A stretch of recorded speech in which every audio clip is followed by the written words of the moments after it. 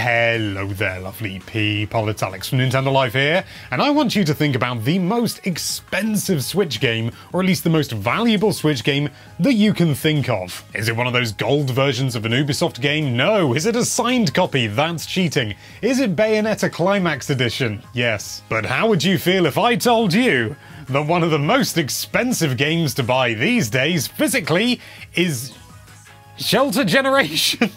Yes, there's a weird chunk of rare games that are going for silly money at the moment, and at least the ones that we're going to be focusing on today, because there are others, but the ones we're going to be looking at all come from the appropriately named super rare games. I've got some of them here. They're short runs of usually indie games or smaller games, and they're usually, you know, sort of like a few thousand. These days they generally do a few more, but like, I think Lovers in a Dangerous Space-Time had like 3,000 copies made. This goes for an absolute bomb now. It's ridiculous. In fact, to tell you what, this is what these games are worth. So, Shelter Generations is worth this much. Lovers in Dangerous Space-Time, this much.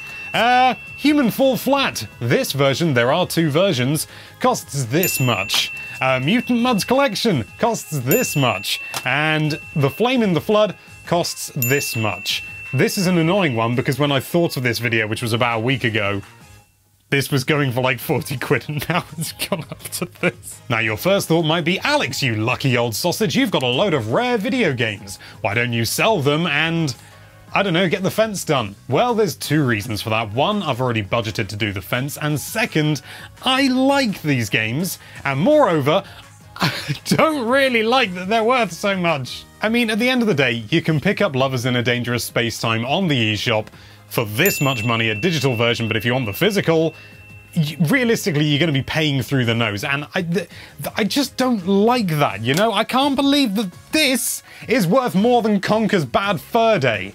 Actually, that kind of tempts me to sell it. But I'm only one man, to the surprise of some people, so instead I thought maybe it would be worth getting some information, some ideas, some opinions, straight from the horse's mouth, from the person who actually does the super rare games, Mr. George Perkins. So George, thank you for coming along today. So you are the head honcho of super rare games, am I right? Yeah, that's me. My actual job title is head of doing stuff. We make sure we work in video games. We try and keep it very sort of down to earth and real. So yeah, I'm head of doing stuff. But yeah, basically kind of managing the sort of day-to-day stuff, super rare. So you're the man to talk to about this sort of thing, because yes, as the lovely people already have understood, these games, well, not this one actually, this is the one exception in the pile that I've got. These games are getting... Why are they so expensive? I mean, you know, sort of these games, when they're first available, they're available for a relatively standard retail release, you know, sort of not full AAA or anything like that. And I've got a selection here, and I'm just going to go through a few, because even since I planned this video, things have gone up in price even further. So, for example, Human Fall Flat is worth about 90 quid, roughly. You know, I'm just looking at things that I found on eBay. Lovers in a Dangerous Space-Time, about 170, which is a bit mad. Again, 170 for Shelter's Generations. Mutant Mudds Collection, I don't have any numbers because I didn't plan that far ahead. And yet there's one of the games that I was going to use as an example for, not all of them are expensive, is The Flame in the Flood, which has since gone to about £130. Why? Why? Yeah, I think there's a lot of different reasons for it. I think sometimes it's a genre of game resonates with people, but a lot of the time it'll be, you know, something as trivial as, you know, because it's one of our first games, we only did 3,000 copies. Therefore, you know, as I said, we don't have the capacity to go back and print more of these games, because we release 19 games every year, and we're a team of about 15 people. So we don't have capacity to go back and be like, cool, let's print more of this, more of this, more of this. But then you have the case of things like The Flame in the Flood, where literally a week ago, I was looking at this, and it was, I think it was around about £40. I would have to double check. But around £40, which, you know, sort of, okay, it's a limited release, you know, that kind of makes sense. That's, you know, not unreasonable. It's a good game as well, I recommend it. And yet now, a week later, it's basically tripled in price. Yeah, I think it's a weird one. I think a lot of our games don't have a resale market at all, and you'll have noticed this. We released 50 games, and it's probably only really like 10 or 15 of them that are much higher than the actual retail prices. And that's because most of our games are available. But if someone wants to get hold of it, people now know us. If people see us announce a game that they want, as long as they're there within the first couple of weeks, they're going to be fine. And even sometimes longer. There's some of the games that have been on our website have been there for months, and people can get hold of them. But I think what happens is sometimes once a game's sold out, as soon as there's a little bit of interest, it really spirals very quickly. And I think kind of in the market we work with, I think there's people do want to own a lot of things. They want to own what's valuable. They want to own what's rare. And it's almost the case that it spirals very quickly. I think once a game has a bit of interest, I think it kind of picks up very quickly and people want to have that kind of rare game in their kind of collection. Now, what's really interesting is, you know, I'm trying to think of a number, but probably there must be close to 170, 180 different releases on Switch, if not higher, which are limited, or at least they're marketed as limited.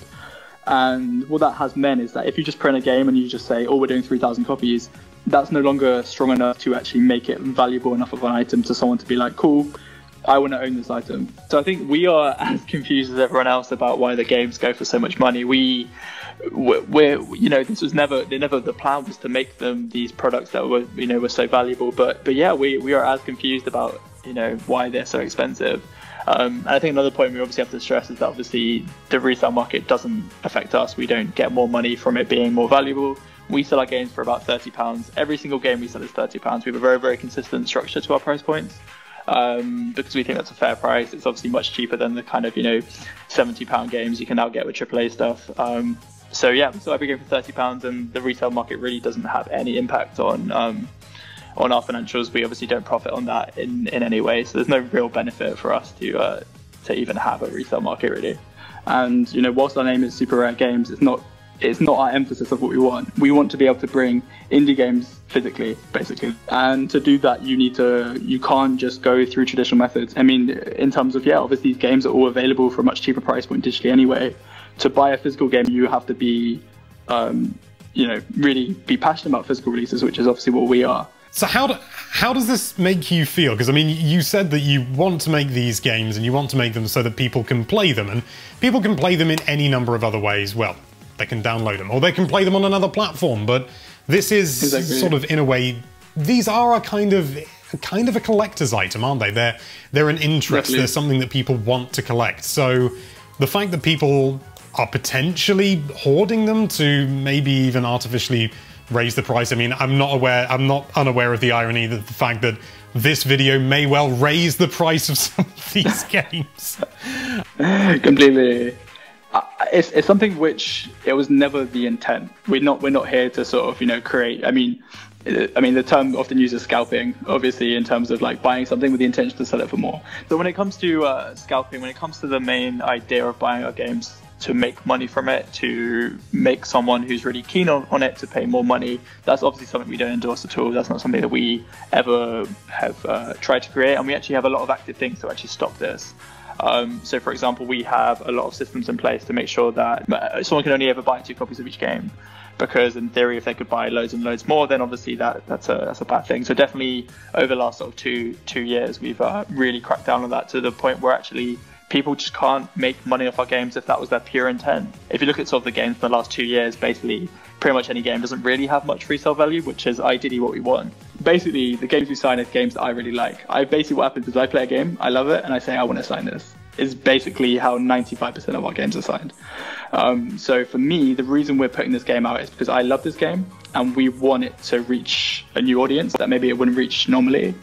And the way we reach that audience is by doing a physical version, obviously. And the reason we do the limited nature is it becomes more appealing and more, you know, more appealing than if we were just like, cool, we're printing as many copies as we want over any period of time, just go and buy it. It becomes a lot less appealing. So for me, what I want to do is I want to support indie developers. I want an indie developer to come away from working with us saying, cool, I've got loads of new exposure, loads of new fans, and made a decent amount of money to actually go and do the next thing. That's what we want.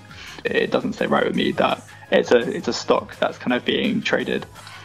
I don't think that happens that frequently. I think it's very infrequent, but when it does happen, it is a bit upsetting. I think But this is the thing that's really stopped recently, is because our games are available for a longer amount of time. So therefore, people who do want it will buy it, and therefore the market isn't driven up, if that makes sense. But yeah, definitely for me, the intent of owning a game should be to enjoy the game or to present it. And anything else other than that always is a bit uneasy with me, as I said. There's an interesting case as well with Human Fall Flat, your first ever release, I believe. Yes, I got it right. Yeah. How about that? This game, it commands a decent price. It's about £90, I believe, is what I saw very briefly on eBay. However, there is another physical version of this game, and that is worth, even then, that doesn't seem to have affected the price at all. It seems like people are after the rare version of this game, despite, I believe, the actual contents being essentially identical, at least in terms of the cartridge. I think there's two things with that. I think firstly, I think it's the first game in our collection, so I think the first game in anything is usually going to be the rarest. Yeah, it's a weird one, because I'm surprised as well that it still gets as much interest as it does, our physical version. But I think it's the first game in the collection. It's, unique artwork. I think that resonates with a lot of people. I think artwork is a big part.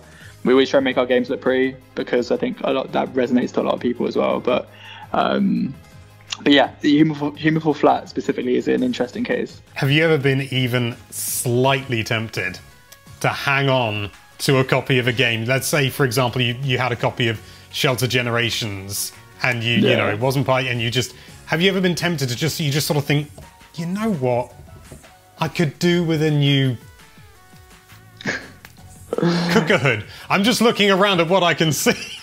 Yeah, it's a weird one, because when Super first started, in my head, I imagined that situation, and I kind of, I was imagining like as a one-time situation maybe, but then very quickly that hypothetical idea became very, very clear to me that I could never ever do that. I've got 2 copies of every game, and that's, for me, I would never ever try and profit individually from our games. So yeah, that would never ever be the case. I completely get what you're saying. I think it's just for me it would just be I wouldn't be able to do that.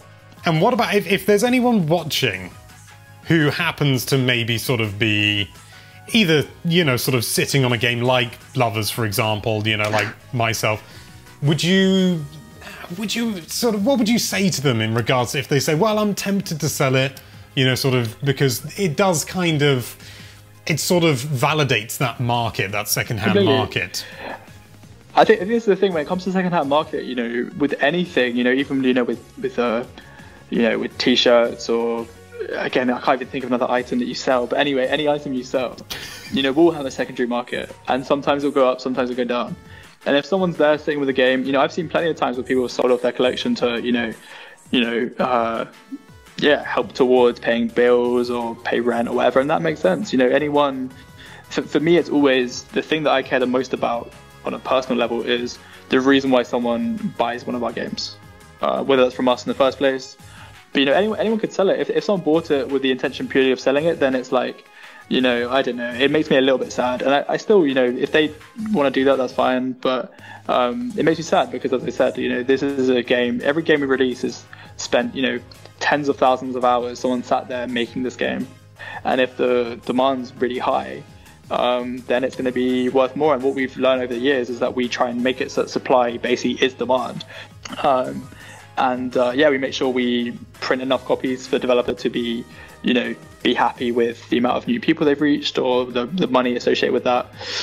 But then not few enough that it sells out instantly and people are trying to make money off it. Well, George, thank you so much for talking to us today. It's been a really interesting insight to be able to see what for many people would be, I think, really quite a foreign area of the video games industry, no matter who you are, really. Thank you for talking to me. So, has that previously recorded interview changed my mind? No. I still don't think these games should be worth that much. I mean, don't get me wrong, these are all great games, really good fun, and if you want a physical copy, they exist.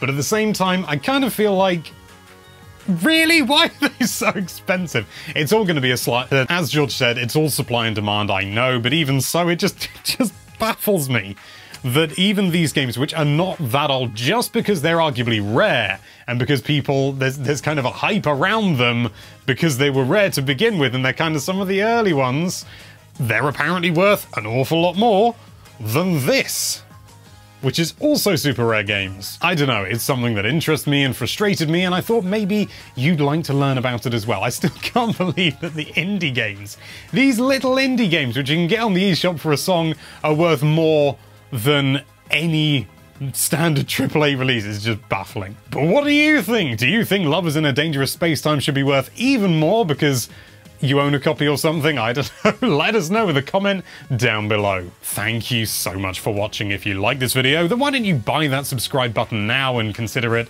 as some sort of pension in some regard. And be sure to check out NintendoLife.com for all sorts of lovely Nintendo-related content.